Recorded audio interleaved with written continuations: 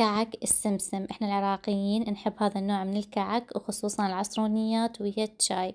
طبعا سويت لكم اياه بطريقة تخبل وكلش طيب، اطيب من اللي نشتريه من برا. بعد طريقتي بعد ما تشتروا، انا هنا استعملت 3 أكواب من الطحين وكوب من السمن، وراح اخلطهم الى ان القوام مالتهم يصير مثل تراب مفتفت بالضبط بهذا الشكل.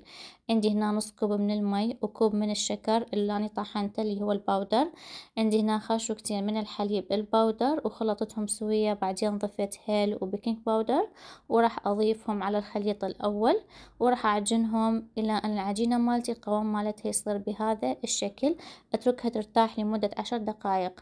هنا عندي كوب من السمسم، ضفت لها خاشوقتين من دبس التمر أو الشيرة انتو بكيفكم، وأبدي أشكلها مثل الإصبع بالضبط بهذا الشكل. بعدها أخليها على السمسم اللي سويناه، أدخلها للفرن بس من جوا وعلى نار متوسطة حتى لا تحترق عندكم. من تستوي وتتحمر شغلوها بس شوية من فوق. جربوها وألف عافية.